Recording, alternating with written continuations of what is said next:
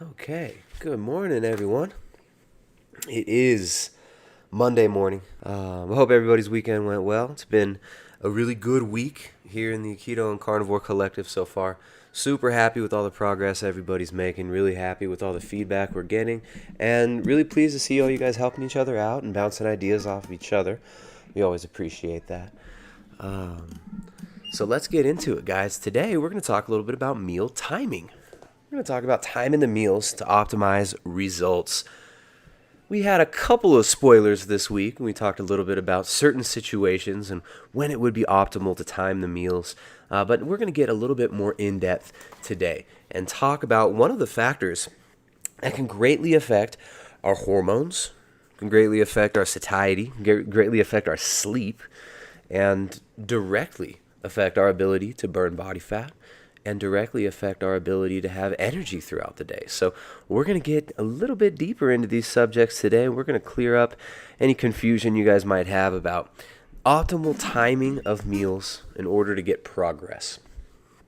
Now, of course, as we've talked about before, it's all about context, right?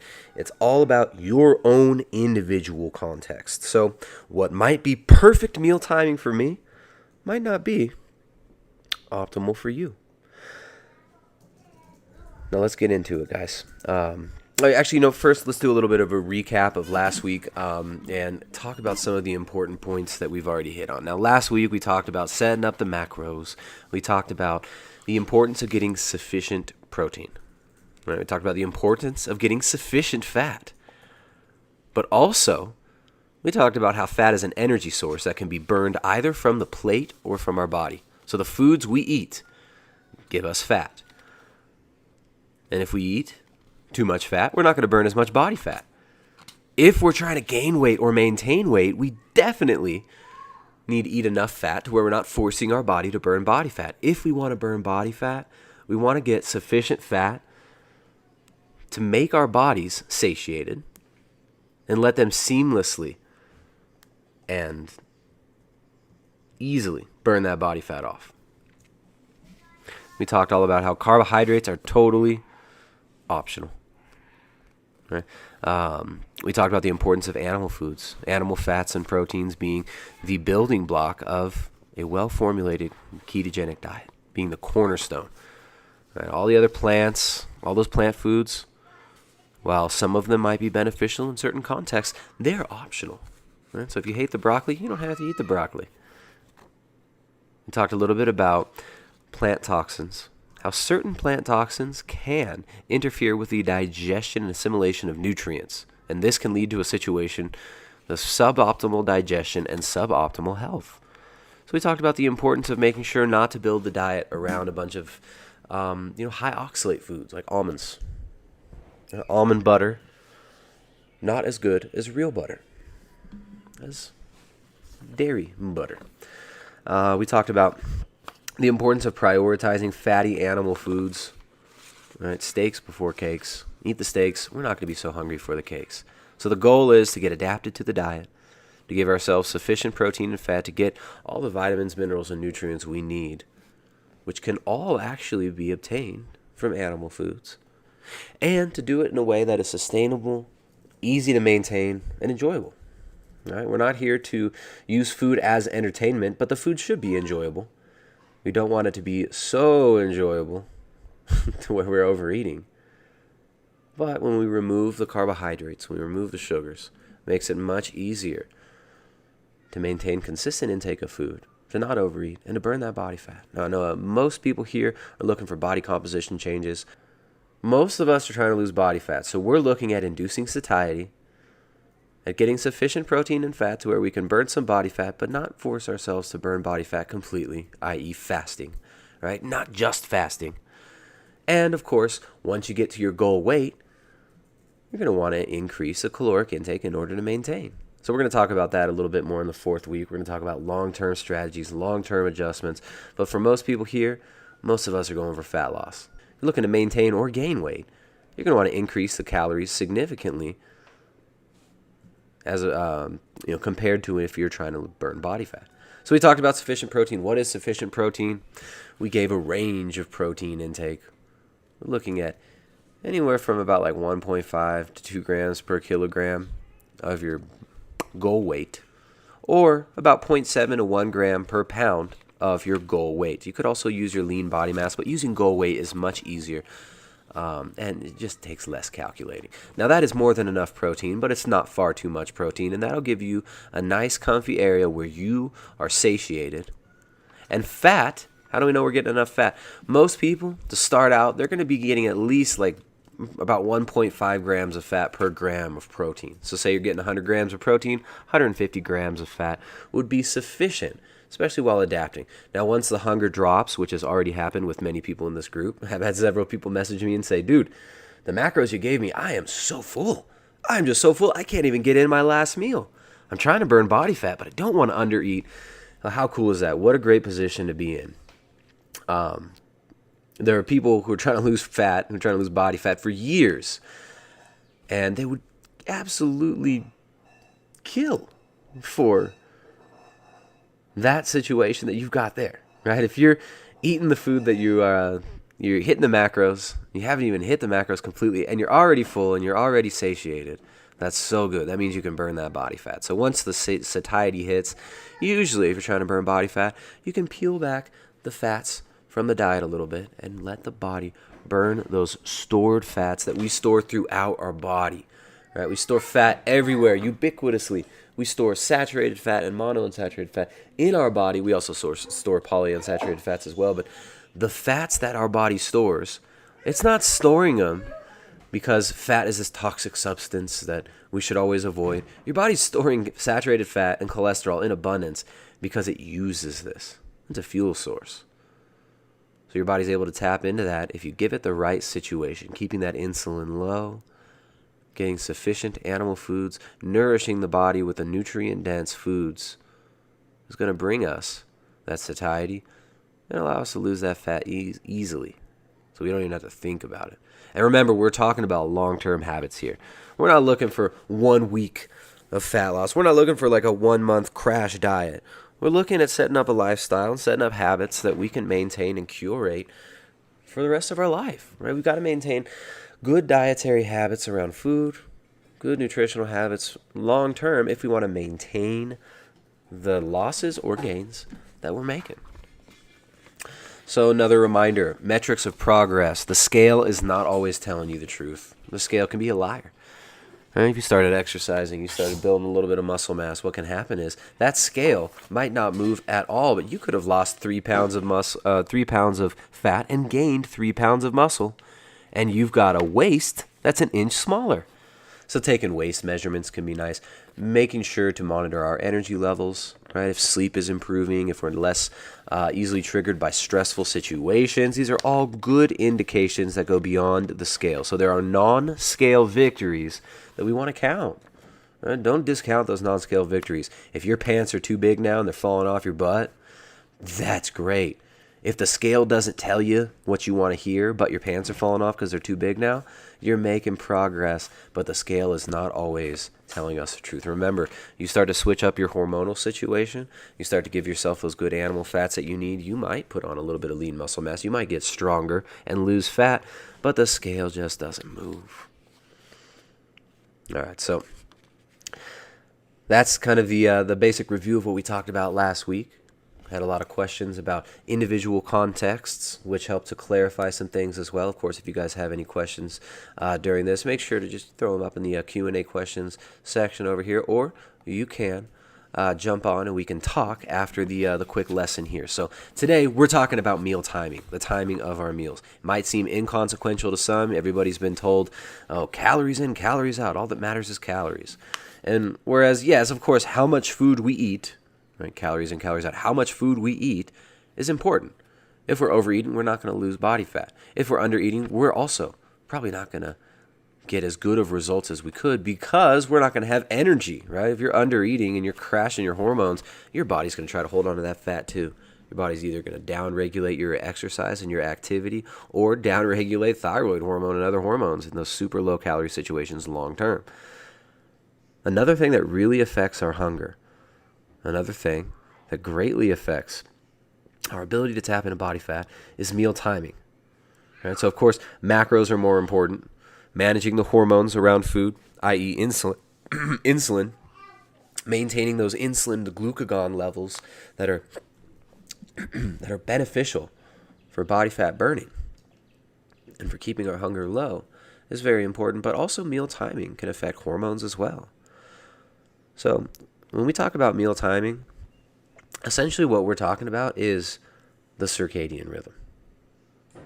The circadian rhythm is the way our body is yoked to the environmental cycles of light. There are light-dark cycles in the natural world, in the physical world. The sun comes up in the morning. It triggers physiological responses in the body that start our day. All right, that sun comes up, comes through our window, hits our body, hits our eyes. We open up our eyes.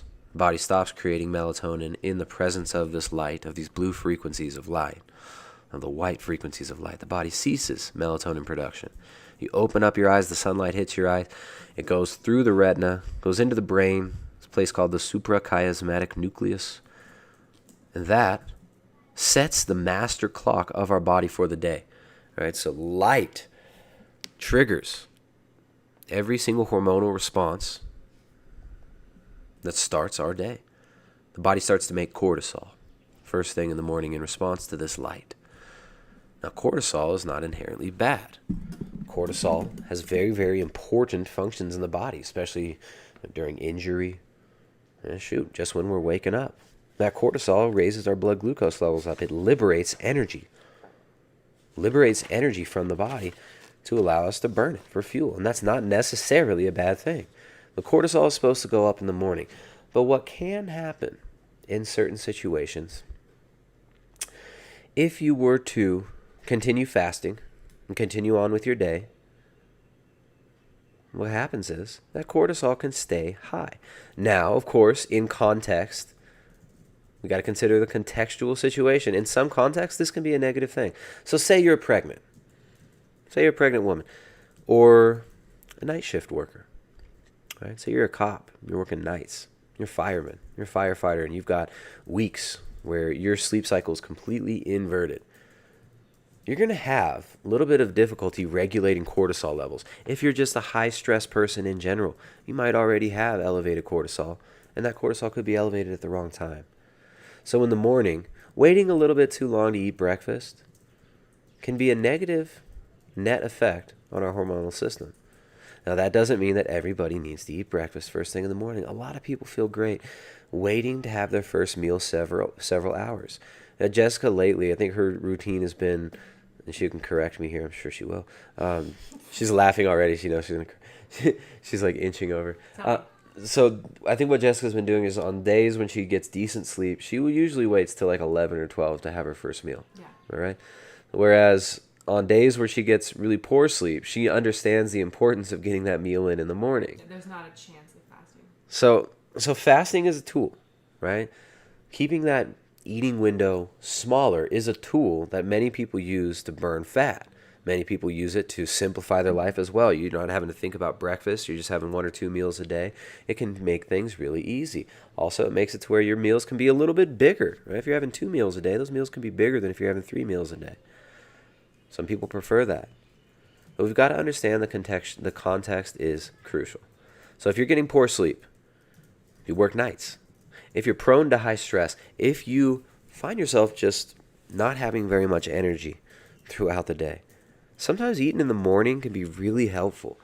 So in many cases, like the ones I just mentioned, it's going to be useful to eat within an hour of waking up. If you eat those calories earlier in the day, what you're doing is you're dropping the cortisol levels down. You're giving your body fat and protein. You're telling your body, here's fuel. Here's food. We're not starving. We're not stressed out. We don't need to downregulate energy activity. We don't need to raise cortisol up and get super stressed and throw out all the those adrenal stress hormones. We're fed. We're good. Let's be calm. Right? So that's what you're doing to your body when you give it breakfast in the morning. In some situations, if you're highly active, if you don't have issues with stress, if you just feel really good when you fast anyways, it can be useful to wait till 11 or 12 to eat breakfast. But in some situations, eating breakfast is warranted. So if you've been fasting through the morning, if you've been using intermittent fasting as a tool to try to lose body fat and you're just not getting the results, If you find yourself super hungry in the evenings, if you find yourself crashing midday, try having breakfast. Eating within an hour or so of waking up can really help set the circadian rhythm, can set what are called in circadian biology the peripheral clocks, right? So we have the master clock, which is set by light. It's not like you actually have a clock in your body, though. I mean, it's just these physiological processes, and we represent them by calling them the master clock of the circadian rhythm. And that has to do with light and the brain. But there are also what are called peripheral clocks in all our cells and throughout our body. Those peripheral clocks can be set by food. Right? So consistently having meals around the same time of day can be really useful. Whether that includes breakfast or not, that's going to be up to your discretion. But if you're having issues with fat loss, if you have issues with fasting, if you don't feel as good when you're fasting, try having breakfast. Just try it. Breakfast can be great. Breakfast can be optional. It depends on the context. So, if you got a lot of stress, if you're not sleeping well, eat the dang breakfast. See what happens. So we're going to get a little bit deeper into optimizing the sleep cycle next week. We're talking about minimizing hunger this week, right? So some of the benefits of proper meal timing, what proper meal timing can do is bring satiety, right? We talked about satiety and how macros are very important for bringing satiety, but also the timing of meals can be super important for this. So the biggest goal here is to reduce hunger, correct binge eating, overeating habits, curb cravings, and facilitate fat loss, right? So eating earlier in the morning for a lot of people can be super useful for that. In fact, they've done studies on time-restricted feeding. Do you have the study that I'm about to talk about? I think we have it somewhere in a list. There was a study about early time-restricted feeding where they found that using an intermittent fasting window, right? Intermittent fasting technically for most people being eating within an 8-hour window, fasting for 16 hours. And we'll get a little bit deeper into this in a bit also. But what they found was, in a time-restricted feeding model, when you give people meals earlier in the day, early time-restricted feeding improved insulin sensitivity, even in absence of fat loss, even in a hypocaloric where calories were equated. It improved insulin sensitivity by eating meals earlier in the day. So if you've been doing intermittent fasting and eating at the second half of the day and you're just not getting the results you want, right? If you got night shift, if you've got thyroid issues, if you're pregnant, a lot of women do tend to have more difficulty with fasting than men do. I don't know why it is. Probably has something to do with hormones. Mysteries of life. But what's cool is an intermittent fasting routine where you're eating earlier in the day, say between the hours of 7 a.m. and 4 p.m. I think that's 8 hours. 7 a.m. and 3 p.m. Would be 8 hours. You can still get really, really good results and not have to feel starving, hungry, and hangry and go through the cycle of, when some people intermittent fast, they find that their meal ends up just making them so tired, right? Like if you wait till 3 o'clock in the afternoon to have a meal, some people find that, especially with ladies, they find that they just crash after that meal. So eating earlier in the day can be useful. So yeah, early time-restricted feeding can be better than late in the day time-restricted feeding. If you want to, Jessica's going to, she's already got it there. Early time-restricted feeding improves insulin sensitivity. She put the study up there. It's a really interesting one. So intermittent fasting. Let's talk a little bit about that. Intermittent fasting is a tool that a lot of people use to minimize hunger and to kind of simplify their day. The hormonal response to food can be different depending on when we eat the food. Remember, we just talked about that earlier. If you're eating the food too late in the day, you might have worse insulin sensitivity than if you're eating it earlier in the day. Pretty interesting subject. Right? Another reason people use intermittent fasting is to try to get into autophagy. Right? Autophagy is the killing off of and the consuming, the body getting rid of old, weak, and dead cells. So autophagy is great. And when you're getting into ketosis, you're also improving the autophagy pathways in the body. Now, intermittent fasting for 16 hours a day does not magically switch on some super autophagy, cancer-killing genes that are just going to make you so healthy regardless of any other factors. right? Yes, long-term fasting can bring deep autophagy, but the really deep levels of autophagy that we're seeing are not going to be just from like a 16-hour fast. So yeah, autophagy, it's important. The body, you want to be able to get rid of old dead cells. But pushing back that first meal until 2 o'clock in the afternoon, just because you think it's going to be some magic autophagy switch is going to switch on, we're probably missing the point there. So every once in a while, every week or so, fasting for a day, fasting a couple days a week can be useful if done correctly, if done in a healthy way. But just a 16-hour fast is not going to magically get you into super deep autophagy. And if you're having trouble on your diet and you've been doing intermittent fasting and pushing it too hard with that, sometimes just simply ceasing the intermittent fasting can help with hunger and satiety a lot, right? So having like breakfast and dinner instead of having 2 meals within like a 4-hour window and forcing all that food in and waiting super long, getting hangry before you eat. Sometimes just having breakfast in the morning, inducing satiety, bringing your body to that point where it's satiated, and waiting to eat till dinner, right? Skipping lunch. That could be a really good way to go about it too. So you're still going to get, 12 hours of fasting in between each meal, depending on when you're having those meals. And it's not going to create a situation where you're super stressed. So I'm not saying intermittent fasting is bad. I'm just trying to give some situations where it might not be ideal, because I feel like it's a tool that I see a lot of people overusing. There's a lot of assumptions that it's always good in every situation, where it might be neutral at best in some situations or even detrimental. So the pros are it can improve insulin sensitivity if done right. It can bring some autophagy, but it's not going to get you into super deep autophagy. Only a prolonged fast is going to get you into that crazy deep autophagy. But also exercise causes autophagy. Right? There's other ways to get into autophagy other than restricted feeding windows. We're still getting into autophagy when we get sufficient sleep. So if fasting too much is messing with our cortisol rhythm, we're not getting enough sleep, that can mess with autophagy. Simply timing the meals at the right time, making sure that our body's satiated, and getting some exercise can be a great way to get that autophagy if we're not feeling the intermittent fasting. So it's fine to intermittent fast. We want to understand that it's about context. Sometimes, intermittent fasting a few days a week rather than every day a week could be a good idea. Some of the cons, the potential cons of intermittent fasting, like I said, could be elevated cortisol. Some people might have a tendency to overeat in the first meal or get a little bit bloated, poor digestion from having to force all the food in a small window. It can be hard to regulate hunger for some people. Some people have issues with wanting to eat too late at night or pushing back the meals too late at night, and then that interrupts their sleep. So we want to watch this.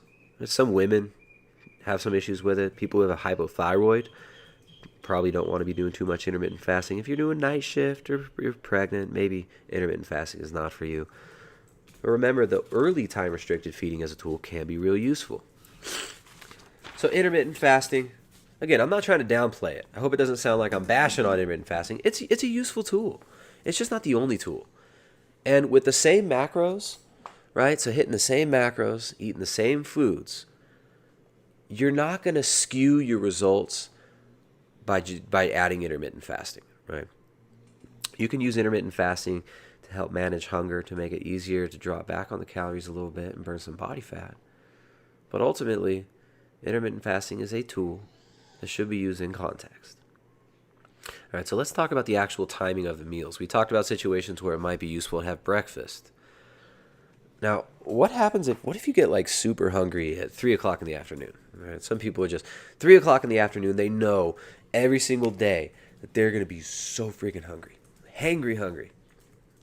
If that happens to you, a simple little trick, really simple shift in meal timing can get rid of that crap. What you can do is eat before you get super hungry. It sounds so ridiculous, right? It's like, okay, yeah, thanks, Captain Obvious. But you'd be surprised at how many people, how many times I've seen people completely shift their hunger and get better results just from making sure that they eat before they get super hungry. So one of the things that happens when people get into like intermittent fasting is they're like, you know what? I'm not going to eat unless I'm really hungry. And then you push it back, and then finally your body starts to crash and you get super hungry. To avoid that situation where you overeat in such cases, eat before you're super hungry, right? So simple. If you're getting hungry at 3 o'clock in the afternoon, eat at 1 o'clock in the afternoon. The meal you eat will satiate with less food, right? Because you're not super hungry. Your satiety signaling is going to hit you properly at the right time rather than, if you wait too long. If you wait too long to eat, you might end up eating a meal that's twice as big as you normally would eat, and you might get nauseous afterwards. So simply spacing those meals out, not trying to shove too much food down the gullet at one time, and getting that food in before you're super hungry can be real helpful. Right? So stomp it out. Strike before the iron's hot. Right? Stomp that hunger out before it really manifests. That's a really good strategy for dropping the hunger back. All right, so breakfast. Sometimes breakfast can be real useful. If you've got problems with your circadian rhythm, if you have issues sleeping at night, try getting breakfast in within an hour or so of waking up. Right, get that breakfast in within an hour or so of waking up. That doesn't mean you have to force down a huge breakfast, but get a decent-sized breakfast in within 1 to 2 hours of waking up, and you're probably going to find that it helps to set your circadian rhythm and sleep a little bit better later at night. Now, when you do that, of course, you're going to also want to make sure you're not eating too late at night. And so nighttime meals, nighttime snacking, this can disrupt the sleep cycle as well. It takes about 4 hours to empty out the stomach. If we have a big meal, it's going to be a little bit more difficult to sleep, and that sleep is not going to be as restful. It's not going to be as fruitful.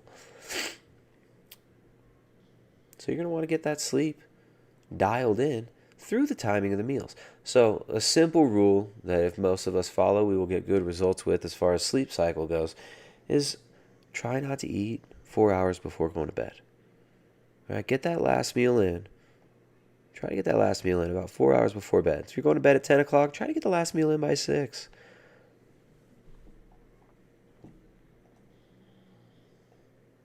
I know a lot of people like to do one meal a day. That can be a pretty good strategy. But it can backfire in some cases. And so sometimes breakfast and dinner can be a great idea. Sometimes breakfast, lunch, and dinner, 3 meals a day can be a great idea. Remember, if you're getting super hungry in the afternoon, stomp out that hunger. Get that food in before that hunger hits, and you're not going to get that overeating binge feeling. Another thing that you can do throughout the day to make sure that you're okay as far as hunger goes is making sure to get enough sodium in. A lot of us forget about how important salt is. Salt is very, very important for energy production, for the volumization of our blood, right? For having sufficient blood volume. It's really important to get that sodium in throughout the day.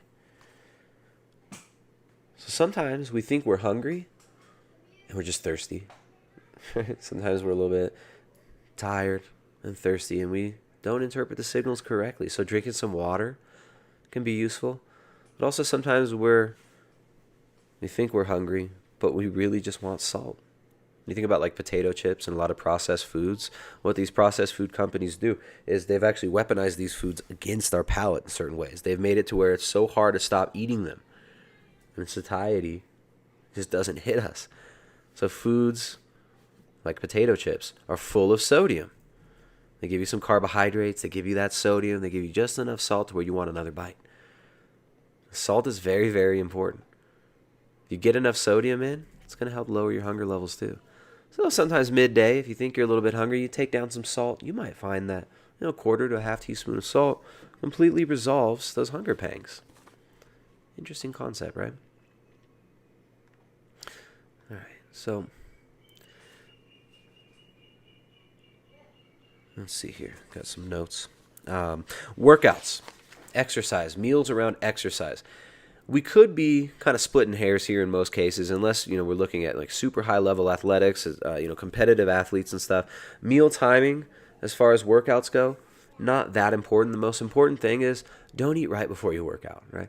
Try to get that meal in. If you're going to work out after a meal, try to give yourself like an hour or so after the digestion of that food to work out. There are certain situations where selectively using a little bit of carbohydrate before a workout can be a good idea. I think most people in this keto collective aren't going to really need to worry about it so much.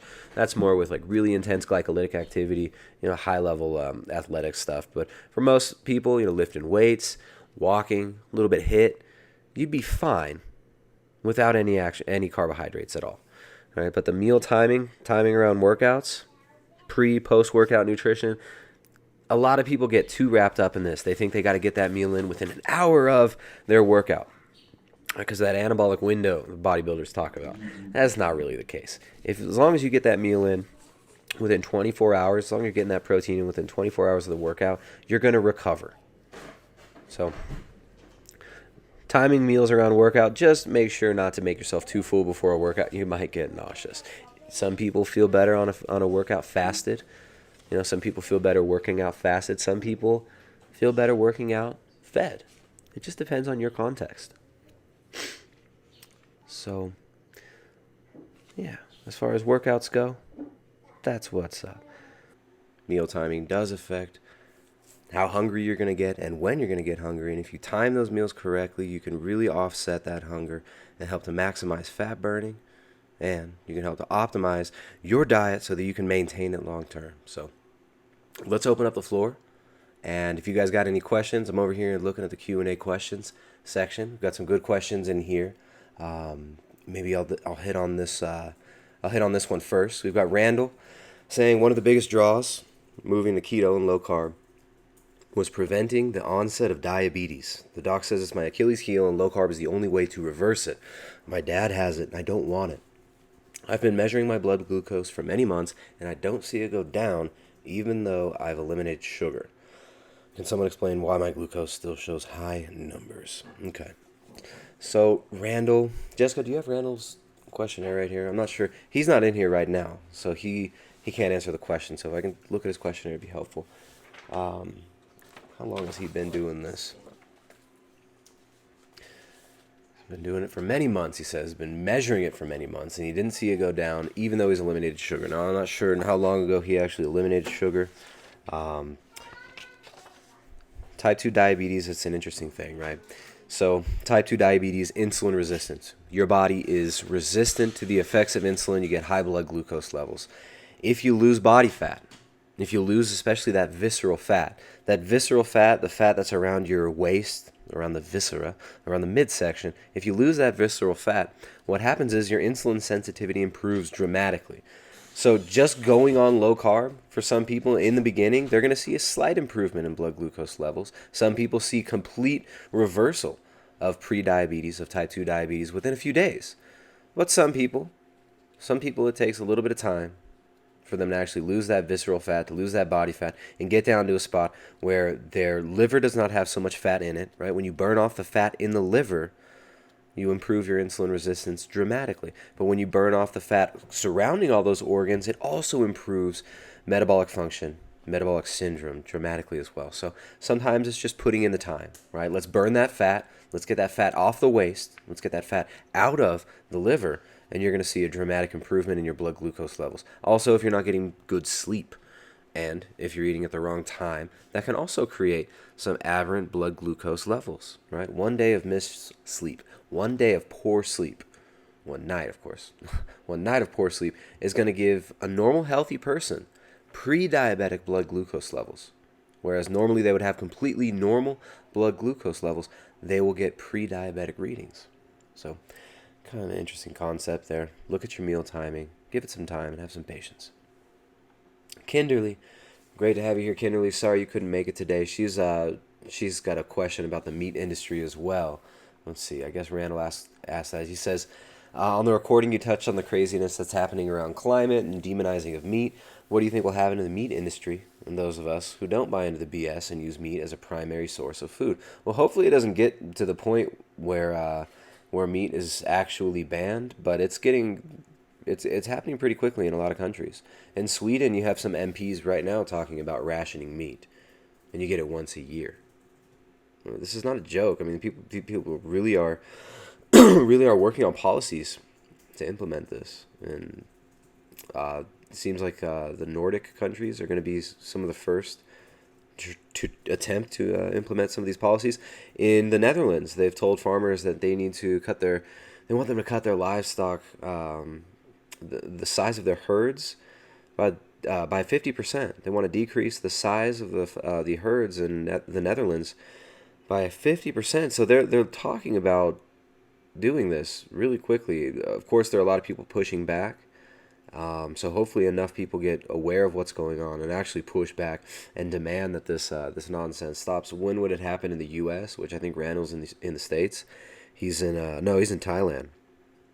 Um, it's not likely to happen there really soon, but what they want to do is implement measures to make meat more expensive everywhere. They want to levy high taxes on animal foods, claim that they're environmentally unfriendly. They're so mean to the environment. Animals existing in regenerating soil is just so terrible for the environment, and they'll tax these foods. So that's it's alarming. It's a shame that it's happening. What is going to happen ultimately? I don't know. It's not in my hands. It's all in God's hands, and we all have agency as well. I mean, how much of this will we accept? So I know the place I live, people are not ready to accept all this stuff, but in a lot of the Western countries, people are. People have, the consolidated media has done a really good job at convincing most people that we're in a crisis. People think that the ocean levels are rising. People believe this, that science tells them that the ocean is rising. Meanwhile, the people that are telling them this, the alarmists, like Al Gore and like Barack Obama and Richard Branson, these people own private islands. Right? Leonardo DiCaprio has a private island. That dude's not worried about the sea levels rising. These people are buying up beachside oceanfront property. So it's I don't know. It's going to be interesting to see what happens. I hope more people push back and realize that animal foods, properly implemented and managed, animal agriculture can actually regenerate the soil and is really, really important for feeding us. And we can't replace these foods with fake plant-based foods. We can't grow grow meat in a laboratory. Lab-grown meat is not going to replace animal foods. So it's yeah, I don't know exactly how far it's going to get pushed, what's going to happen. That's kind of up to all of our decisions. Like, what are we going to do about this? Are we going to accept this? So Kinderly says, let's see. She thinks she's dealing with some discomfort and possibly having like oxalate dumping, right? So she thinks that, from a long time of doing vegan diet and having a very high oxalate diet, this does often happen. The gut gets kind of ravaged, right? It impedes our ability to absorb nutrients. It inhibits enzyme production. The high levels of these plant toxins and the lack of animal foods, the lack of proper nutrition, can really tax the central nervous system and our digestion, our gut in general. So one of the best things to do is to avoid foods that are going to irritate it. Right now, that doesn't mean avoiding all carbohydrates altogether. Right, we've got to remember there are plenty of low oxalate carbohydrates. Things like raw milk, great low oxalate carbohydrate. If you're underweight, if you're trying to gain some weight back, but you find you only digest animal foods well, many people do very well, especially if they increase very slowly. If they're trying to gain weight, which is, most people in this group are not trying to gain weight. We've got a few here that are, but present in this conversation that we're having now, we've got a couple that I think are looking to maintain or gain, but mostly people who are looking to lose weight. Maybe even everybody who's in the group listening right now, live in the voice chat, not to the recording later. I think everyone here is trying to lose weight. But look, if you're coming from a diet that is not very high in absorbable bioavailable nutrients, namely a standard American diet, or the standard American diets, even worse, little brother, the vegan or vegetarian route, right, where you're omitting most animal foods and on a standard American diet based around plant-based junk foods, which is what most people who are going vegan and vegetarian end up having to do to try to maintain weight and sanity and eat food that they can actually absorb some of the nutrients from. It ends up destroying the gut. So as you take these foods that irritate the gut out, a lot of people find that animal foods are the only ones that they really tolerate very easily. But raw milk, good locally produced raw honey, right? You don't want the honey to be pasteurized or heated because that destroys a lot of the enzymes in it. But honey is an incredible food. There are low carbohydrate fruits, right? Like your kid might do fine with bananas, right? Bananas very low in oxalate. I said low carbohydrate, but I meant low oxalate. Excuse me. There are plenty of low oxalate fruits. Banana being one of them. What other fruits come to mind, Jessica? There you go. Jessica's going to put a low oxalate food list in the chat, so you guys can check that out. It's That'll keto help you. food and non-keto food. There are keto foods and non-keto foods. There's a keto and non-keto version, right, babe? All right, cool. So check that out. Thank you, Jessica. Some of these resources that we've got here are really, really valuable. So you can print that one out, the low oxalate food list. If your kids do have issues with autoimmune stuff, if your kids have issues with joint pain, stuff like that. She mentioned her son. She thinks he gets pain in his joints when he's eating a lot of high oxalate foods, which most of the plant foods that people focus on are high oxalate. Most of the wheats, corn, stuff like that. A lot of these products can have a lot of oxalate in them, but there are better fruits and vegetables out there that you can eat if you're going for a low oxalate route. So as your boy is trying to grow, I would say make sure to give him an abundance of animal foods. Kinderly was asking if he should worry about protein intake. If your kids are eating mostly carnivore, first of all, I would say don't be afraid to give them carbohydrates that are low in oxalate, right? Raw milk, honey, low oxalate fruit. Great stuff. Nothing wrong with carbohydrates. Your kids, when they're growing, they do great. Loads of fats, plenty of carbs when they want them. Make the diet based around animal foods, and then have carbohydrates and fruits that they can digest that don't give them symptoms available. That's what I would say you should do. Don't worry about limiting their protein intake. That is not an issue for anybody, right? If you're eating whole, unrefined foods, you do not have to limit your protein intake. If you're eating, here's a caveat. If you're doing a so-called whole foods plant-based diet, meaning your protein is going to be getting that from broccoli and chickpeas and lentils and whatever, brown rice or whatever they tell you to eat on these kind of ridiculous versions of a vegan diet, which are even worse than processed vegan foods for many people. Right, all these high oxalate grains, high saponin stuff, lots of quinoa, stuff like that. If you're doing that and that's your protein sources, then if you eat a lot of that to try to get your protein, you're going to have all sorts of symptoms, but it's not necessarily the negative effect of the protein, if that makes sense. So protein intake from animal foods, nothing to worry about. You shouldn't have to limit it. Don't be concerned with it. So Kinderly, if you have any more questions, let me know. I'm glad you could make it to ask the question before, and I'm glad you're doing well. It's her boy's 9th birthday. Happy birthday. Excited for your family. Let us know how it goes. Let us know if you got any more questions moving along. Thank you, Kinderly. And thanks, Randall. Hope you guys can make it on Thursday when we have another Q&A. We're going to be doing a Q&A on Thursday. That's going to be at 11 a.m. Eastern Standard Time on Thursday. All right, let me jump over here to the chat. What's up? We've got Adam. Adam's at the top. We started at the bottom last time. How's it going? What's up, Adam? How you doing, man? Pretty good. How's the week been so far? Pretty good as far as this stuff's going. Just been busy with a very sick 2-year-old. Oh, shoot. Most have been doing that, but yeah, food and everything's. You got a flu or something? I don't know, just like a really bad cough. Started past day and a half. Oh, shoot, man. That's the worst. I hate when you have to hear him cough in the middle of the night, and you just hear all that pain. All they want to do is sleep. They get that frustrated cry. Ryder had a little stuffed nose last night, and he was tossing around a lot, and it's hard to see him suffer like that. Sorry to hear that, man. But how's your sleep? Have you been sleeping all right the last couple of days? Pretty good, other than kind of dealing with he's coughing really bad, and then he needs someone to pick him up for a couple minutes to be able to get him back down. But yeah, exactly. The last couple of nights have been rough, but overall it's been been getting to bed early, and so good amount of sleep.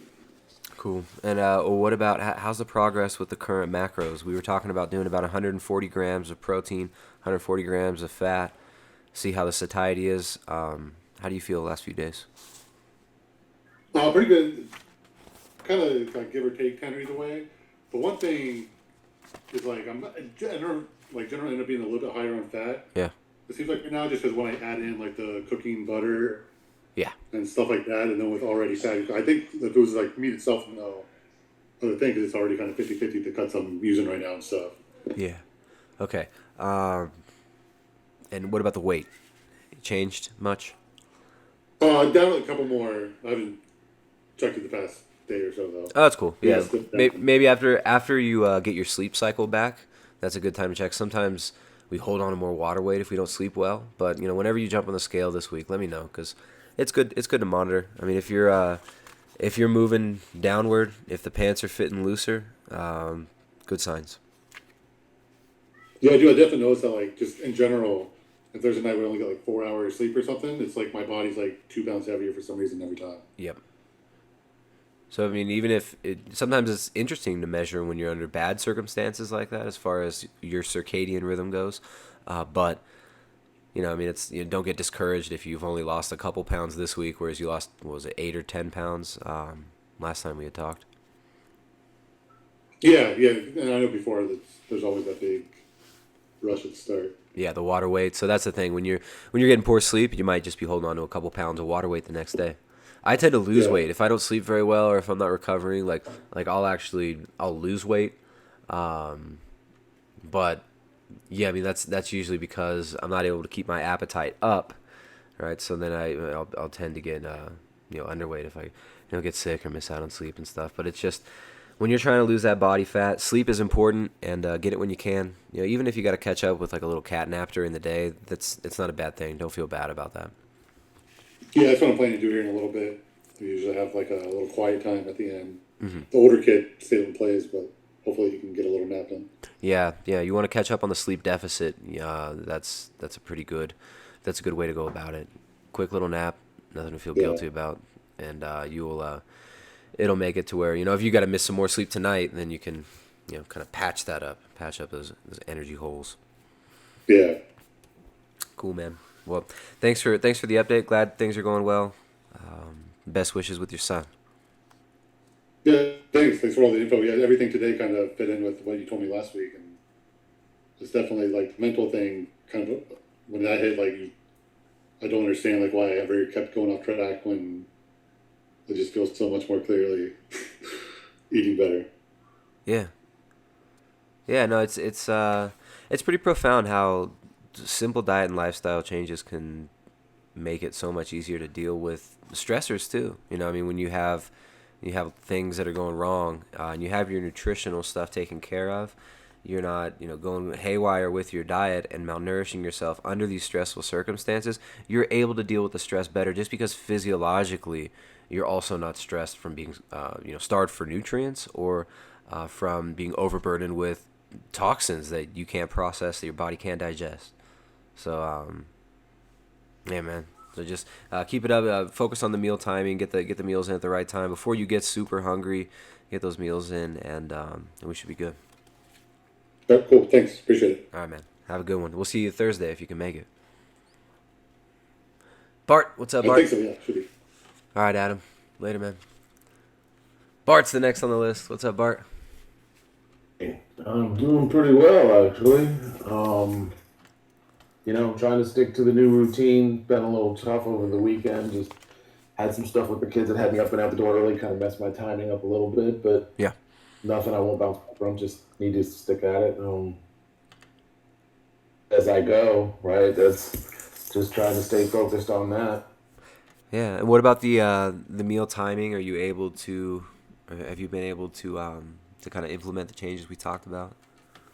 Yes, I've been finishing my meals by about 5:30, and 4's been a little tough for me, but about 5:30, I try not to go past that. That also gives me a minimum hour before I do my CrossFit class at 6:30. So good, perfect. Get a chance to get off work and eat, and then have some time to digest before I go work out. Nice. And the energy at CrossFit, how is that? Yeah, no problems. I have not bonked in the gym at all. Where I definitely had before when I was playing with low carb just on my own. Yeah. There were definitely times where I make it through the rest of the workout. I haven't had that at all, and they've been pretty brutal workouts. So awesome. So take a little bit of salt. Please there. Take a little bit of salt before that workout. Maybe quarter to a half a teaspoon. That can help too. If you're not already doing that, that might be a good one to do. Yep. Yeah, I might try that. Could that help with headaches too? Because sometimes I notice if it's especially a really heavy cardio day, I'll get headaches afterwards. Yep. That will once I drink and eat some. Yeah, absolutely, man. That's definitely an electrolyte issue. So before heavy sessions like that, take a half teaspoon of salt. Just throw it in your mouth, swallow it down with a gulp of water. Chase it down with a gulp of water, and I don't know, you might have to drink a little bit more water because it can feel weird when it first goes down. But you'll feel it. It'll volumize your blood. It'll help you to have a little bit more energy and to keep from getting so lightheaded and groggy during the workout. And then afterwards, hopefully you can avoid those the symptoms of electrolyte depletion, which can include like headache, muscle cramps, muscle spasming, and stuff like that. Yeah, I've definitely had that as well. Especially for some reason, like my quads, I'll get like muscle spasms and twitches and stuff. Yeah, that happens to everybody too, though. I mean, it's not. I think. I'll get even if I eat carbohydrates before an intense workout, I'll still get that. Like I'll get my hamstrings will sometimes. I'll get cramps, like seize up like a Charlie horse if I do too much, and that night can get some cramps and stuff. So yeah, more salt is important. Epsom salt baths can be kind of nice too, if you're not doing it way too hot for way too long to where you're sweating out more. But that can help you. You can absorb some of the magnesium through Epsom salt. Oh, interesting. I didn't know that. Yeah, throw some Epsom salt in the bath. I mean, you can make it as strong as you want as far as the salts go. And, a nice warm bath with Epsom salts that night, that can help you recover, help you relax, help you sleep really well, too. Yeah, help with the sore muscles too, I'm sure. Oh, yeah. Oh, yeah. And another thing, if you do find that just salt doesn't do it for you, you can try taking a little bit of magnesium before a workout or after a workout. Either one is fine. And maybe even a little bit of potassium citrate or potassium, not carbonate. What's the other one that we use? I forget. Chloride. Yeah, potassium chloride. Excuse me. Is that like the no salt stuff or whatever? Yes. Potassium chloride? No salt Yeah, is okay. potassium chloride. Exactly. And then there's light salt. Light salt is half salt, half potassium chloride. Potassium chloride tastes kind of gross. It's not, it's like you wouldn't want to use this stuff as a replacement for salt on your food. It tastes really Right. weird. In a pill, it might be best to put in a capsule or something because it tastes kind of funny. But it can help. It can be helpful. Okay, yeah, cool. I'll give that a shot. Cool, man. I think other than that, my weight, I think I'm trending down. I'm definitely fluctuating. Like I lost some pounds and then I kind of went back up, but I've been feeling pretty good. And I think it might be like the body composition change that you mentioned because I kind of started this and started working out more frequently at the same time. So I took measurements of my waist when I started. And I was thinking, I went up a few pounds on the scale after having lost a few, but I felt good. My jeans did kind of feel loose, so I did measure myself again, and I was a half an inch less in my waist. So There you go. that is progression. So that and imagine if you Even hadn't taken that waist measurement, you might have thought you were going in the wrong direction, right? You would have thought, I'm feeling so good, I'm getting great workouts in, but the scale went up 1 pound over the last 5 days, and I measured today and it's up 1 pound. You might have gotten discouraged and said, "Oh, screw this! I'm gonna, nothing works. I can't do it. Give it up." But yeah, it's true. a lot of people do. Yeah. They get I was discouraged. feeling, yeah, I was feeling great, and I was expecting to see a few pounds down on the scale. So when I saw it went up, I was bummed. If you When I measure, I felt much better yeah. about it. What might have happened too, you could have measured. All right, if you had a really intense workout the day before, when you get a really intense workout in, you get inflamed. It inflames your muscles, right? That's why they get sore. So sometimes those muscles can get a little puffy and can be holding on to more water because they're inflamed and you're healing. Also, what can Yeah. happen is it could be hormonally you're holding on to more water just due to due to stress from a workout as well. So it might not even necessarily. It could just be water retention, but if your waist is getting smaller, that's one of the best indicators, right? There's so many spots. Like if you're building muscle up in your shoulders, building muscle in your glutes, if your legs are getting stronger and you're putting muscle on, you can put, especially if you're rebuilding muscle that you've had in the past, you can put muscle on relatively quickly depending on the context of your diet, your hormones, your recovery, and how much you're stimulating it. So you could be packing on quite a bit of muscle and be losing fat still. You could have put on 3 pounds of muscle. It's very realistic, 3 to 4, maybe even 5 pounds of muscle in a month when you just start lifting, right? And you could be losing fat. So I think you're on the right track. Keep measuring the waist, and yeah, it's really good to take multiple measurements so that you don't get caught up in just obsessing over a single metric, right? The scale is a great indicator of what's happening, but it's not perfect. Yeah, for sure. The other thing I wanted to ask about was tracking macros, specifically like cooking with fat. Yeah. Like, because you don't necessarily consume all the fat that goes in the pan, or is it just insignificant that you don't need to worry about it and just best guess on how much fat you used? Yeah, that's a good idea. If you're trying to, the best thing to do is if you're trying to lose body fat, measure everything you put in that pan, right? But like you mentioned, you're not getting every single drop of fat out of the bottom of the pan, right? So you're going to be undershooting it, and you're going to be measuring some fat that you're not even eating. If your goal is body fat loss, that's not such a big deal. If you're trying to gain weight, trying to maintain weight, trying to get in enough fat, if you're super hungry all the time, and you got to get some more fats in, then being a little bit more liberal with the fat that you put on your plates can be a good idea. But it's about context, right? If you feel fine, if you have enough energy, if you're recovering from workouts, if you're sleeping well, if your body's going in the right direction that you want it to go, and your hunger is also low. Excuse me, almost sneezed there. I stifled it. Hold on. Okay, I muted it for the sneeze so you didn't have to hear it. If depending on the context, you might want to augment it. So for you got energy. You're sleeping well. You're recovering well. You're working out, and you have energy at the workouts. You're not getting nailed by overtraining symptoms. So let's just keep where we're at, and be consistent with it, and see how you feel and how you react to that. Okay. Sounds good. Thanks. Yeah, man. Thanks, Bart. Let us know how the week goes. We'll see you on Thursday. So we got a couple days in between there to see if maybe the scale drops down by that time, or if your waist drops another half inch. That'll be cool. So yeah, man. Have a great day. Thanks. You too. Bye, Bart. Jesse. What's up, Jesse? Hey, how you doing? Great. How's it going? Not too bad. I had a kind of a crazy weekend. That sounds My, bad, kind of crazy. what? Bipolar kind of crazy. So I found my duck eggs. I was really excited about that. I announced it all over social media. So Nice. excited. Duck eggs are so cool. How cool is the albumin in there? The egg white, it's so gooey and thick. It takes like 30 seconds to get out of the egg sometimes.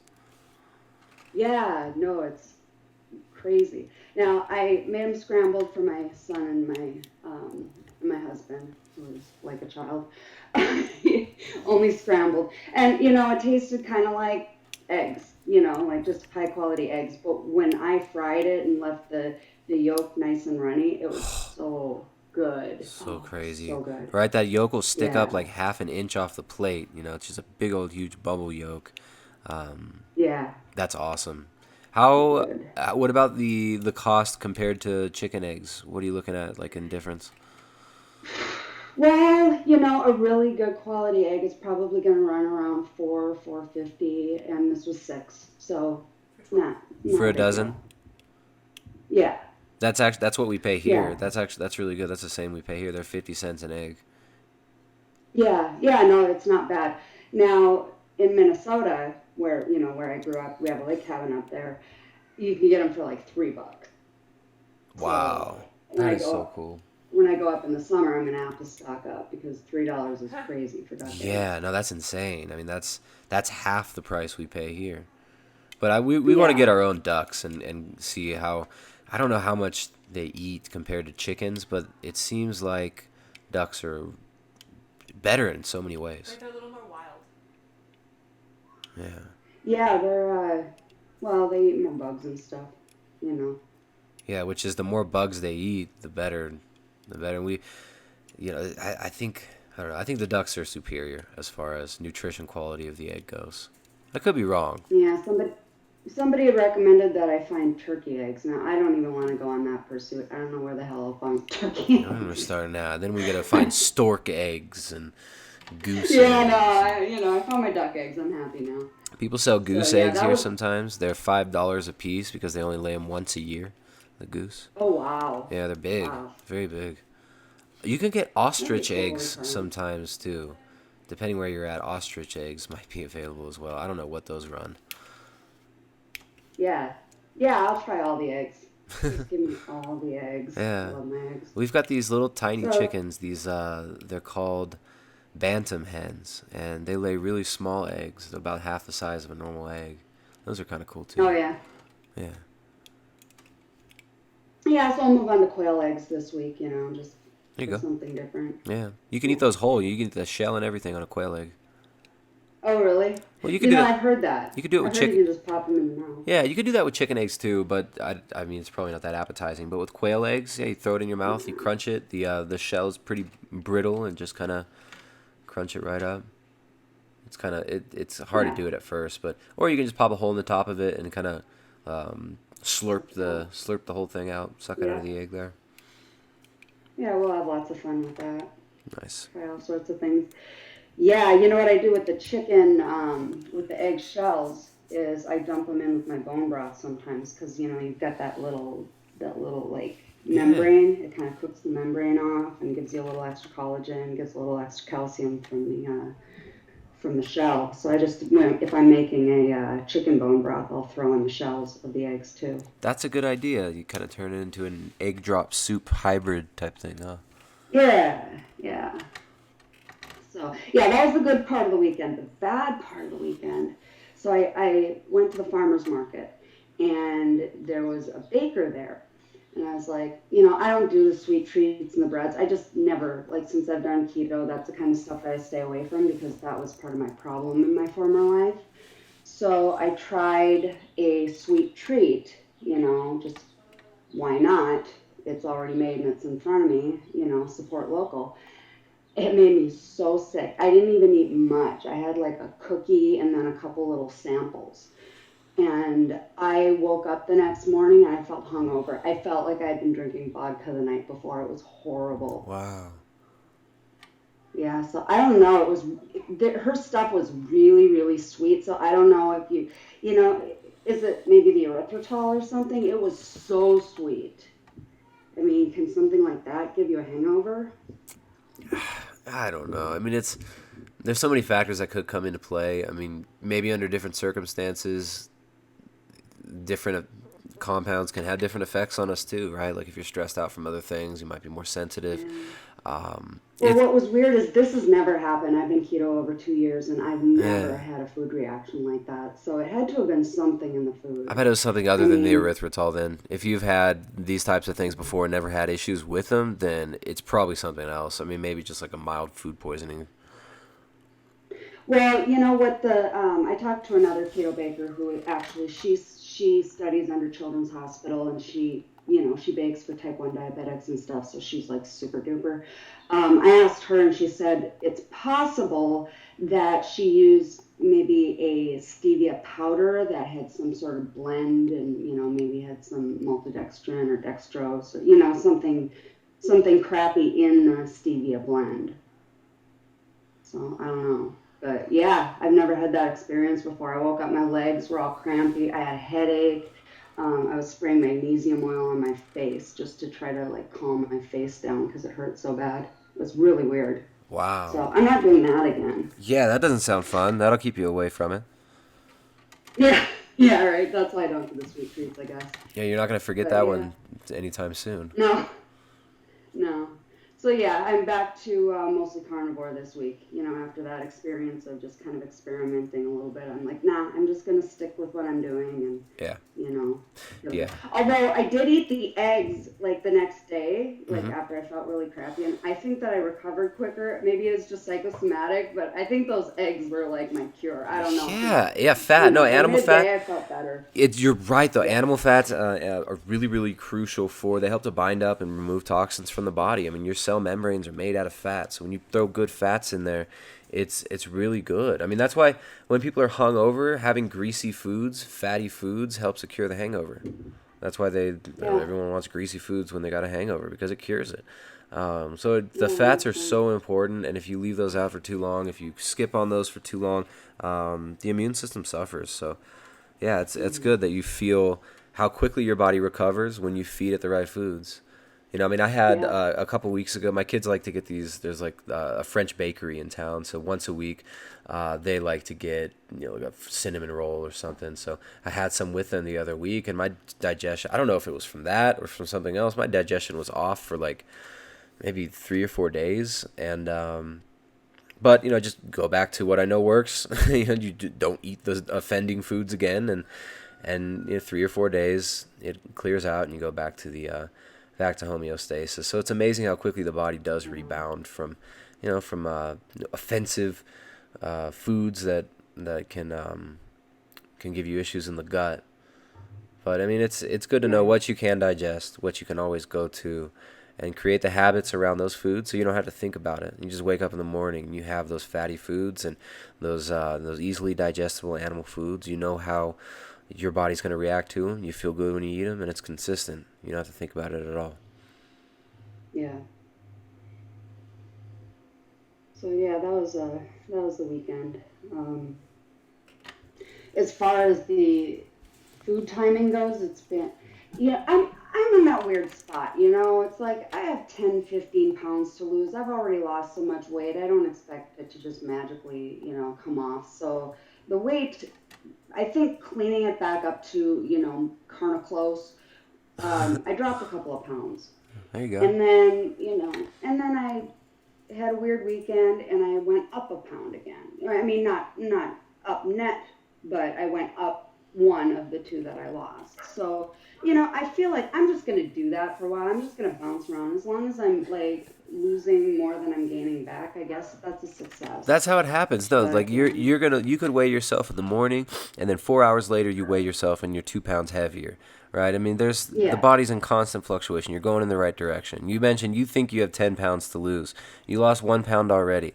That's 10% there. You're 10% there already. yeah, I mean, this is right? 1 pound is a lot, so don't discount any of these milestones, and you got to enjoy it. You got to be able to maintain it long term, and it can't be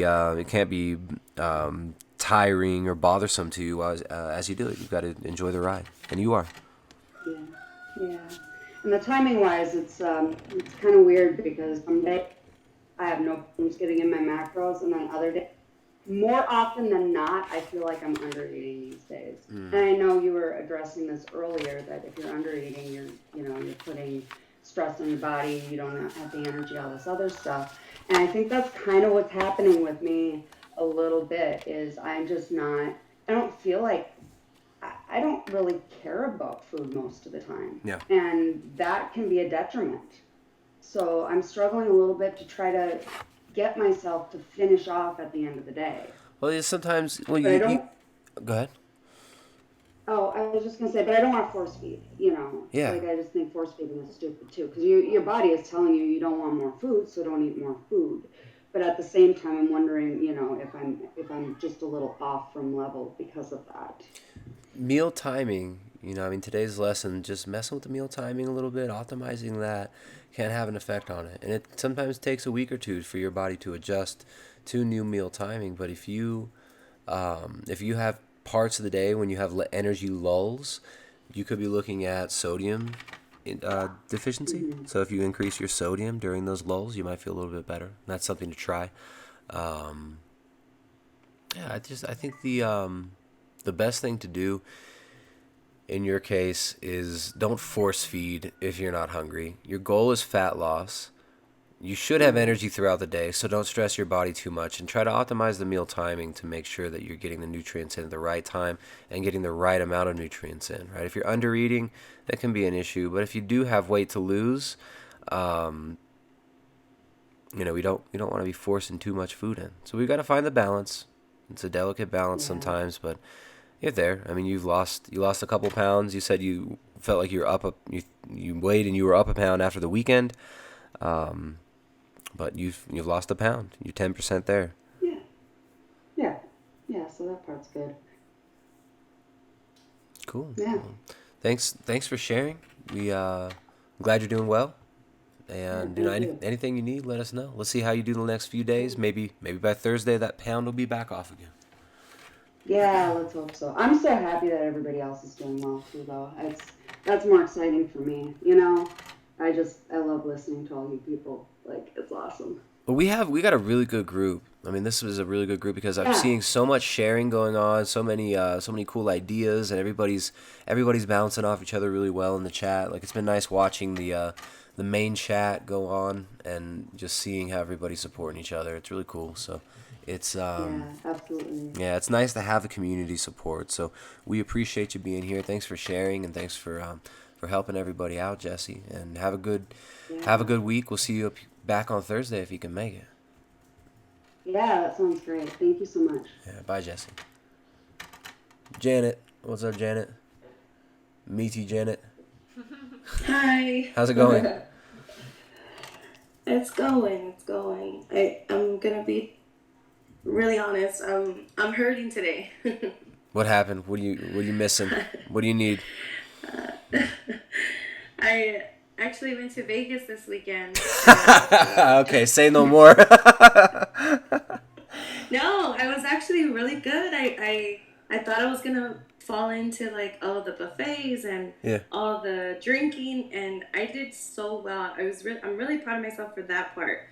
The only thing was that I took my real salt with me, and I took it in a Ziploc bag because we drove over, and so I could take those things, So I drank a lot of salty water on the way. I fasted I fasted all the way there, and then we had breakfast around maybe 10, so I had like a steak and eggs. Nice. Safe, I was safe. Everything was nice.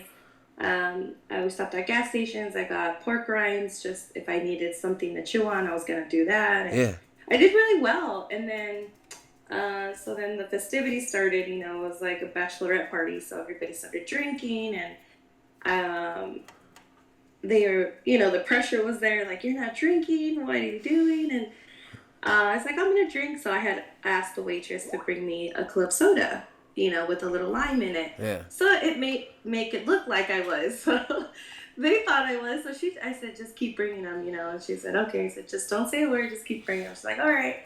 So I got away with it then because I didn't really want to drink alcohol. I was not feeling it. And then dinner came and I had carnitas. It was like really nice. And I had a water, just stick to water. And then the shots came. So I said, I'll take 3 shots, And that was fine.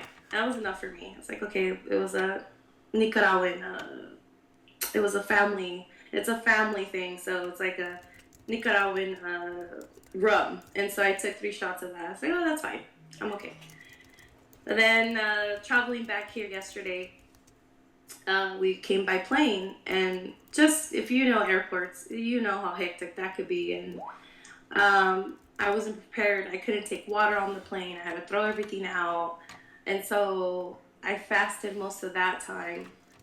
And then by the time we got, LAX, if you know anything about Los Angeles, it's super hectic and frustrating at the same time because everybody's just trying to get everywhere. Everybody's so rude. And so by the time I got to my husband, he picked me up. I was way past my feeding time. Like, I needed to eat something, and I was grumpy, and so I had crappy food last night, and I feel so hungover today. I'm so hungover. I feel so bad, and I said I'm more upset at myself because I did so well being in a place that was so tempting that just when I got home, you know, you think it would be easier, but I fell into it, and I just told my husband, Yeah. stop at the very first burger joint. I'm so hungry, and I need like all the fries, and you know, so we had Sonics. I don't know if you know what Sonics is, but we I had, know what it is. I've never eaten there, but I know what it is.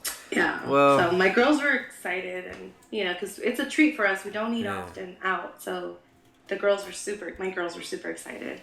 So we ate. You know, I made a decision. I made peace with it. I don't want to stress about it, but I'm paying for it today. I woke up feeling so hungover, grumpy, all the things, because I've been carnivore for, this would have been my 4th week, and so I was feeling great, you know, but now I just, you know, back to day one, and I'm okay with that. You know, I made peace with it, but geez, I'm hurting. well, this is actually kind of a good thing.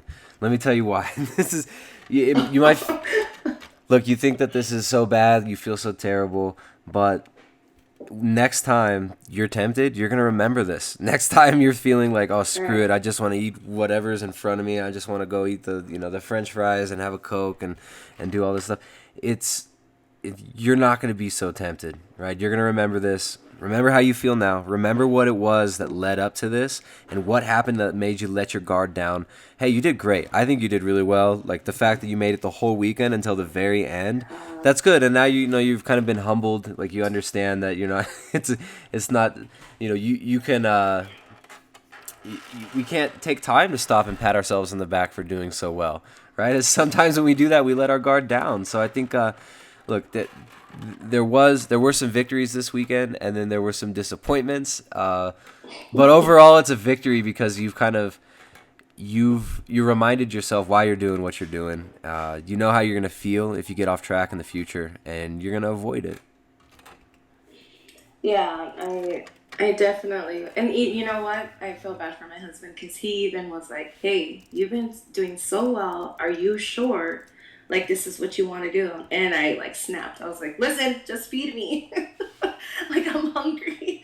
Because I waited too long, and my body was just like, it was taxed out. I didn't sleep well either the night before. Obviously, we were out, and usually I'm in bed by 8 p.m. So I didn't lay down to go to sleep that early Sunday morning. It was like 2 o'clock in the morning, and still, because I'm not at home. You know, I do the whole blue blockers thing. I do my lights and everything. Yeah. Everything. I think my body was just overstimulated, and I didn't get my sleep. And so when we woke up the next morning, I woke up at 6 a.m. because I was ready. You know, so I started to get ready and everything. So super exhausted and just super hungry. And so I did snap at my husband, like, just feed me, please, so I can sleep. But he likes Sonics, and he likes eating out like that, so he doesn't care. He thought it was funny. I bet. He was. He was It laughing. was funny. He was like, "Okay." He's like, "I just want to make sure you're making a good decision for yourself." I'm like, "Listen, at this point, I just want something in me." He's like, shut up. Because I'm like, I'm not gonna go home and cook a steak, and it's gonna take forever, and you know, it's just like, I'm not gonna do it. So of course I could have been. But now when you think about it, you could have gone home. You could have just thrown it. Right when you walked in, throw the cast iron on the stove, throw the skillet on, and start heating up that skillet. Put a little bit of butter in it. Pull the steak out of the fridge. Throw a little salt on it. Within 15 minutes, you're eating your steak. That's just as long as it takes to park, get out, order your food, wait for your food, receive your food. Right? I mean, it's. It took forever to get our food, and so that was making me like, I could have been eating at home already. I could have made my steak, and I think I was just okay. By the time it's just I gotta accept it and move on. I made my decision. This is what we're doing. Yeah, you're like, it's too late. I can't turn back now. I've already ordered. Yeah, and you're totally right. You know, but again, the laziness. Remember, I had mentioned this before. Like sometimes I get super lazy, where it's like I make dumb decisions. And this was one of them. You know, you live and you learn. And now next time, there won't be a next time because there's no more festivities. So I think I won't partake in them. But next time, what you can also do is you have more steak when you're in your little festivities, right? Like you just give yourself order a little bit Right. extra. Like throw an extra meat meal in there, and that's going to stave off that temptation even more because you're satiated and you're not going to have room to fill it up with other shit that you don't need. Right. Right. So I'll do next that time, just next eat a time. little bit more during those stressful periods, even though it seems counterintuitive. Like that's going to keep you Mm-hmm. away from the cakes. Eat the steaks, and you're not going to care about those cakes and stuff. Yeah. And I did so well. We did actually go to a buffet, and I was not tempted to eat any of the sweet stuff, which is my downfall. Like, oh man, some chocolate cake, I'll take it every day. But they had all the things, and I just was like, nope, I'm sticking to my stuff. Like I came this far, and you know what helped me as well, because I've been seeing like a dramatic change in my body. I haven't been weighing myself. I promised myself I was not going to weigh myself because I do get wrapped up in the numbers, and that just it does not build me up. It takes me down, So I put away my scale, and so I haven't. But I've been seeing my clothes fitting so much better, Good. and that for me was a win. Like Yeah. for the first time ever, I was able to put a one-piece bathing suit on and not feel so self-conscious about it. I was living. I said, you know what, this is amazing. I feel great. Good job. I don't look too bad. I'm doing good. Good So job. I think Yeah. that's what kept me more like, on track. Perfect. Except when I got home. I was like, Yeah. I'm starving. But yeah, other than that, I think I did very well this weekend. I think I'm hitting those mind blocks. 'Cause Yeah. for me, it's a mental game. It's not more like, for me, it's just like I have to stay focused. Otherwise, it's not, I'll just go downhill. But definitely overcoming some hurdles, and I'm excited for that. That for me is amazing. So Good. Yeah, it's funny. I'm thinking about your situation on the weekend. It seems like one strategically placed meal could have stopped that whole thing, right? Like one meal Right. before you started the trip back, before that happened. One meal strategically placed could have made it to where it wasn't tempting at all. So just remember that, place those meals correctly, and you can block off the stumbling blocks. Don't beat yourself up. You have nothing to feel guilty about. Just learn from it and move forward. You're good. You're doing really well. Thanks so much for sharing. I think you probably helped out a lot of people here. We all deal with things like this. We all deal with setbacks. Yeah. Thank you so much. I Yeah, appreciate Janet. it. No problem, Janet. Have a great day. We'll see you on Thursday. All right. Bye. Bye. All right, we got Suzanne. We have both Suzannes, both out of Vancouver, right? What's up? We got Suzanne up on the top. How's it going, Suzanne? If you're here. Sometimes people step away from... Hello? Hey, how's it going? Good. Sorry, I just got mixed up in how to open up the voice. No problem. No problem. Um, How's your week been? I'm actually in Victoria. Okay. Not much of a difference. Um, doing pretty well, I think. I did have 2 nights where I was out for dinner and at other people's houses, so it wasn't carnivore so much as I tried to keep it keto. Good. Good job. So yeah, I'd lost, well, this week, since last week Monday, I lost 3 pounds, but I was wondering if I sort of screwed myself up a bit by eating the keto dinners. But just the way it worked out, and I did notice something that was kind of interesting. One of the things was a cauliflower casserole, and it had some dairy in it. Uh-huh. And I never noticed myself reacting to dairy, and I haven't. And I've been cutting it out since doing this, and I did have some like not terrible, but stomach discomfort. Yeah. That I really couldn't attribute to anything else I could think of. So I was wondering if that was what that was about. Yeah, I mean, it sounds like you're onto something. Could be the cauliflower. Yeah. I would say if there was a lot of cauliflower and you're not used to eating so much, maybe it's more likely that it's that. Okay. Yeah, maybe. I didn't eat a lot of it. And I have been okay. I seem to have been okay with cauliflower, but anyway, that was just interesting to note. I did take my waist measurement last week, and I was just wondering how often to do, it's sort of the weighing and the waist measurement, I've always sort of found it like I've had this push-pull relationship with it because I get so freaked out by the scale and afraid of it, and then the measurements I decide, well, I'll just do my waist because it seems like I feel like I never get it in the right spot on when I'm trying to measure everything, and then it'll show no difference, or it'll show that I've gained a measurement, and then that sort of puts me off again. So I'm just was wondering if you had any sort of recommendations You of gotta, how yeah. often to. Like, be consistent with both. Like, weigh yourself.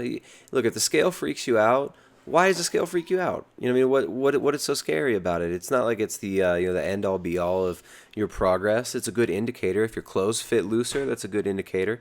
If your waist is getting smaller, it's a good indicator. But it's we don't always measure consistently at the same spot on the waist. If we're not very good at it, we can make mistakes. So I think it's good to take a variety of different measurements and don't be afraid of any of them. And if you find yourself afraid of some of them, figure out why that is. What is it that freaks you out about it?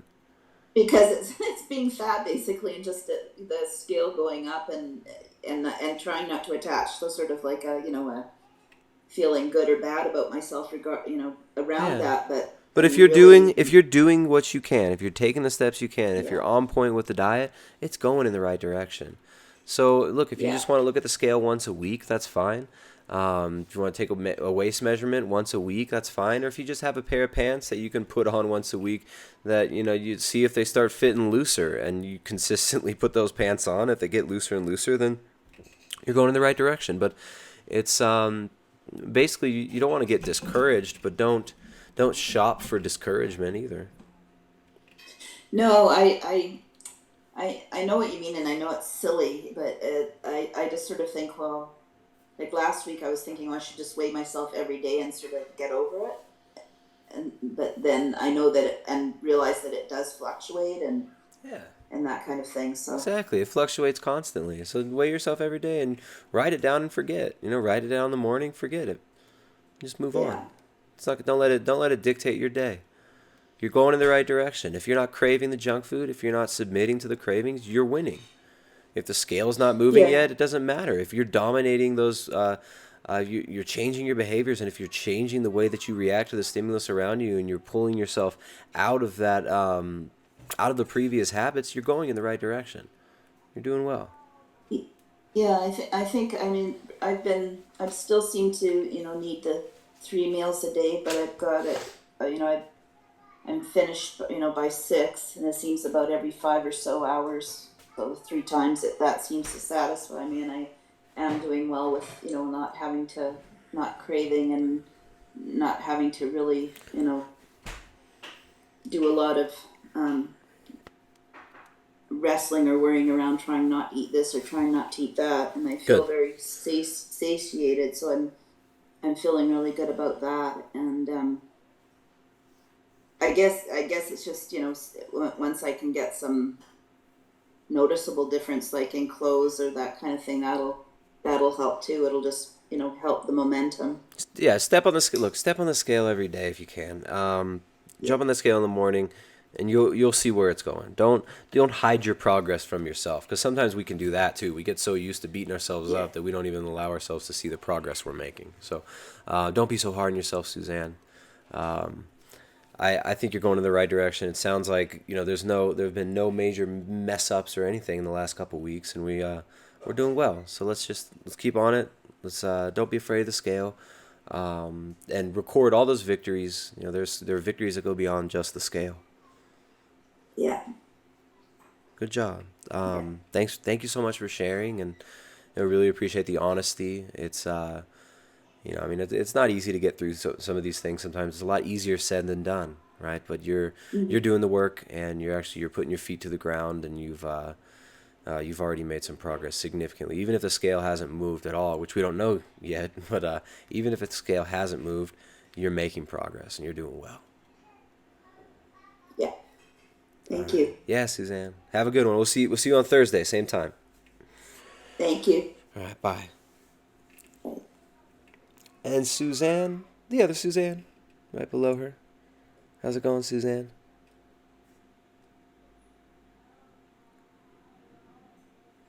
Oh, there we go. There you are. Struggled with How that. you, Yeah, little, how you little doing? button. Good to hear your How are voice. you doing? Great. Oh, thanks. Thanks. Doing well. Struggled. I think I mentioned the pork rinds and snacking. Yeah.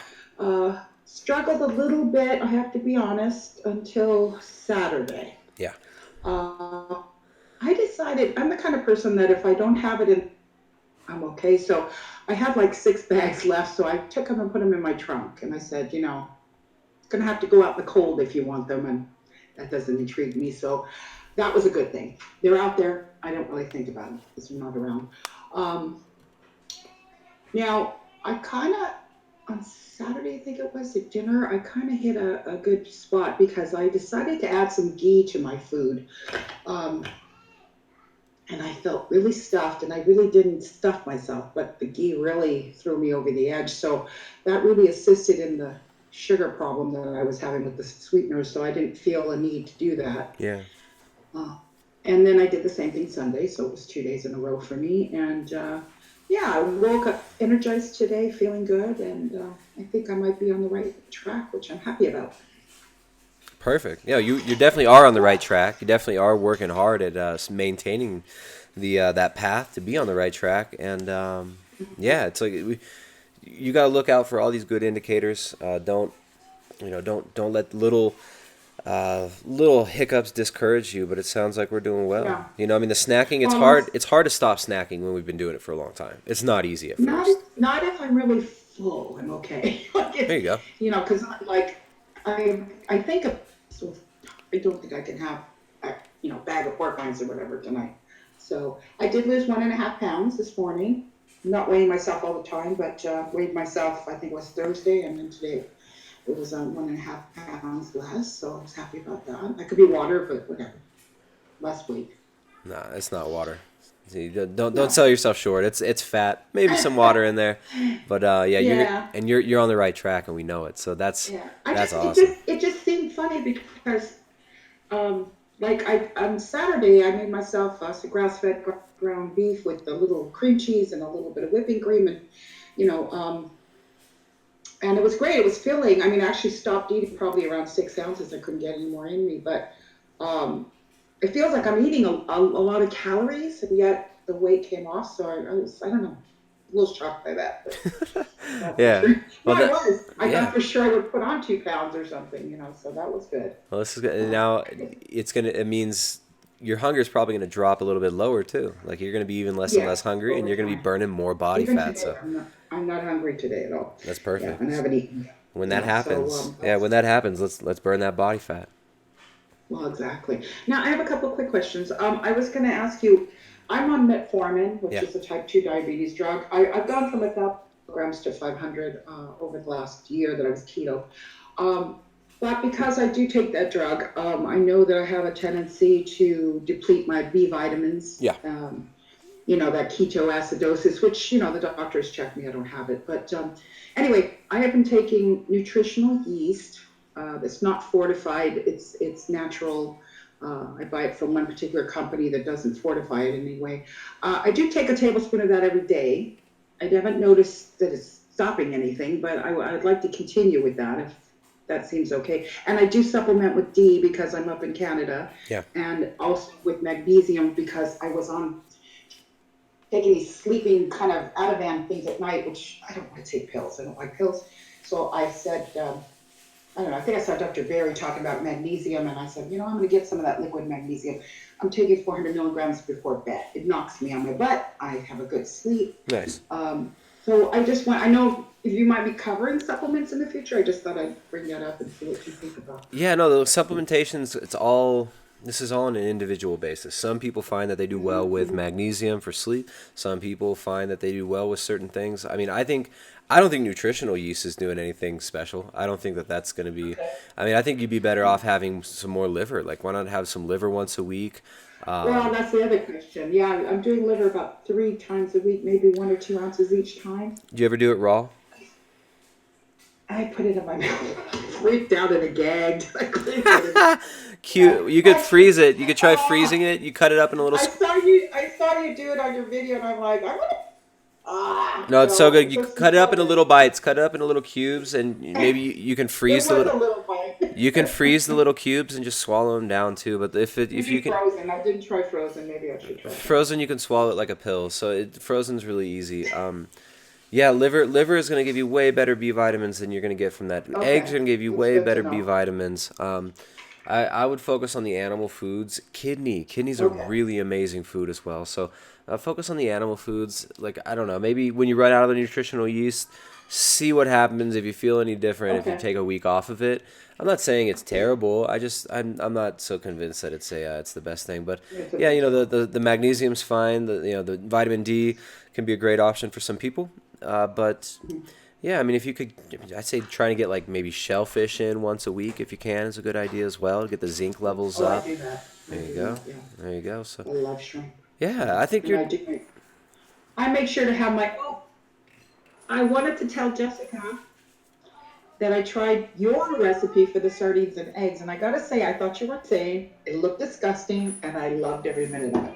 Isn't that hilarious? I said, what is he thinking with this recipe? I You know. I know. That's how some of the best meals come about. Is you're mixing Oh, boy. 2 or 3 really good things and you mix them together and then you eat it and it's amazing. I told my son who likes sardines, he goes, what? I go, why don't you give it a try?